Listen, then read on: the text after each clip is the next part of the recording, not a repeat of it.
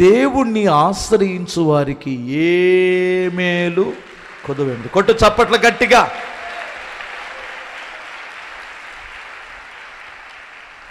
ఎవరిని ఆశ్రయించాలి? దేవుణ్ణి ఆశ్రయించు, యెహోవాని ఆశ్రయించు. యెహోవా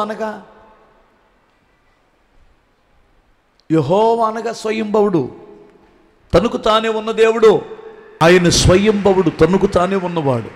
ఆయన సర్వంతర్యామి, అన్ని చోట్ల ఉన్న దేవుడు. అమెరికాలో ఉంటాడు, ఆంధ్రాలో ఉంటాడు, ఇంకొక దగ్గర ఉంటాడు, ఏమండి సముద్రాల్లో ఉంటాడు, సముద్ర బూదిగంచములు కట్టుకుని ఎక్కడికి వెళ్ళినా అక్కడ ఉంటాడు. నేను ఫ్లైట్ ఎక్కిన ప్రతిసారి ఒక ప్రార్థన చేసుకుంటా, ప్రభువా నేను ఆకాశమునికి ఎక్కిన నువ్వు అక్కడ ఉంటావు, భూమి మీద ఉన్నా అక్కడ ఉంటావు, సముద్రములోకి వెళ్ళినా అక్కడ ఉంటావు. అందుకని ఇప్పుడు నేను పైకి లేచాను. ఈ విమానం లేస్తుంది తండ్రి, ఎక్కడుండు నాయన, స్తోత్రం చెప్పాలి. ఎంత ప్రమాదం అంటే విమానం యొక్క ప్రయాణం ఎంత సుఖమో అంత డేంజర్ కూడా. కొన్ని చోట్ల ఈ మేఘాలు బలమైన నల్ల మేఘాలు ఉంటాయి, అవి చాలా డేంజర్ అంట. వాటిని తప్పించాలి ఆయన, ఆ పైలట్. ఆ వాతావరణం కానీ ఏమాత్రం మార్పు వచ్చిందంటే అక్కడక్కడ కొన్ని తగులుతూ ఉంటాయి. అక్కడ ఎట్లా ఉంటుందంటే మనకు స్పీడ్ బ్రేకర్ వచ్చినప్పుడు ఉనికి చూశారు బండి ఆకాశంలో డ్రకటక అంటే లోపల ఉన్న వాళ్ళందరూ ఎవడు మాట్లాడుకోడు అప్పుడు, స్తోత్రం చెప్పాలి. పెద్ద ధైర్యకాడు కూడా గుప్పెట్లో పెట్టుకొని ఉంటారు. ఫస్ట్ నేను ఫ్లైట్ ఎక్కినప్పుడు సింగపూర్ వెళ్ళడానికి నాకే సచ్చే భయం అనుకున్నా.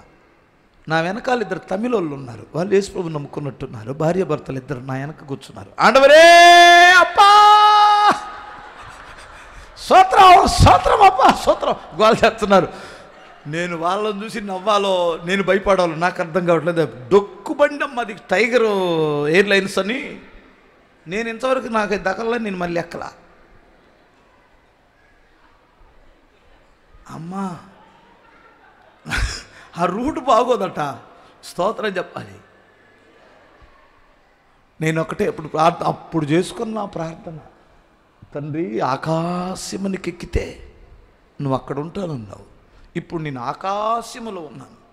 ఆకాశంలో తింటున్నామాయే, ఆకాశంలో కొంతమంది నిద్రపోతుంటారు, స్తోత్రం చెప్పండి. భూమి మీద తిరిగే ప్రయాణికుల కంటే ఆకాశంలో తిరిగే ప్రయాణికులు ఎక్కువ మంది ఉంటారు. మీకు తెలుసో తెలియదో? భూమి మీద తిరిగే ప్రయాణికుల కంటే ఆకాశంలో తిరిగే ప్రయాణికులు ఎక్కువ అండి. ఇప్పుడు భయంకరంగా తిరుగుతున్నాయి. ఎట్లా ఉంటాయంటే మీరు అదేంది ఆ గూగుల్లోకి వెళ్ళేదో చూస్తారు కొంతమంది పిల్లలు, పైన పిచ్చుకల కంటే ఎక్కువ ఉన్నాయి. తిరిగే పనే అటు ఇటు. కొన్ని ఆగిపోయి ఉంటాయి అలాగే సిగ్నల్ ఇవ్వక.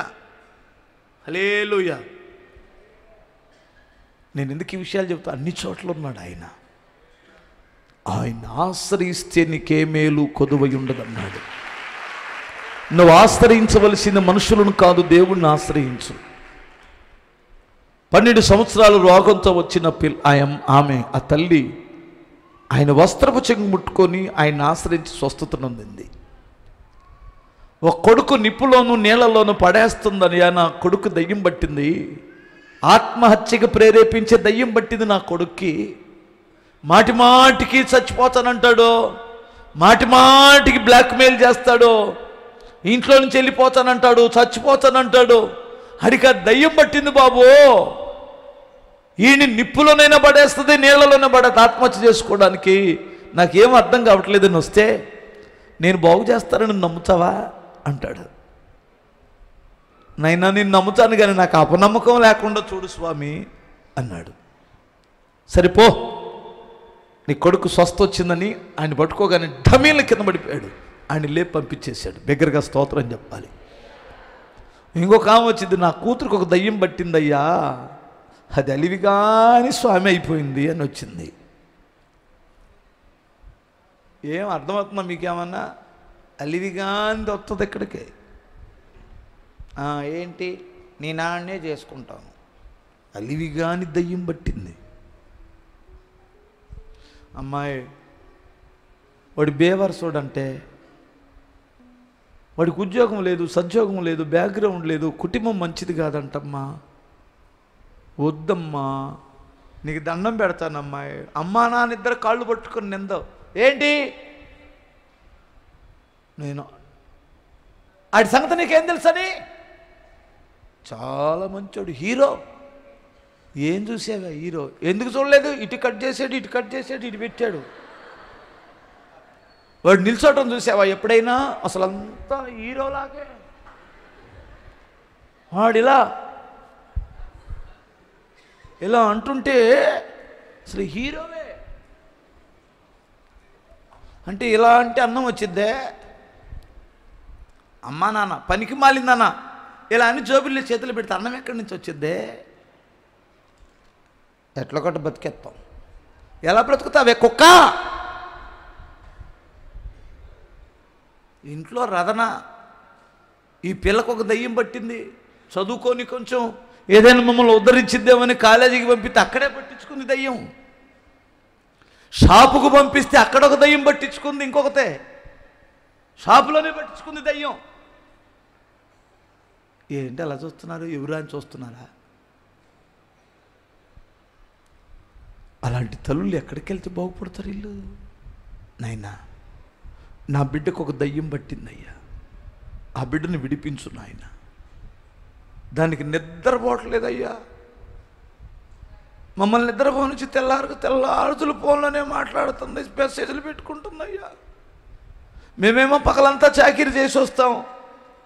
ఆ పనికి మాలిందేమో రాత్రి అంతా నిద్రపోదు. ఎప్పుడైనా మధ్యలో మెలకు వచ్చి చూస్తే గుండెలు బయలిపోతున్నాయి అయ్యా. దాన్ని చూస్తే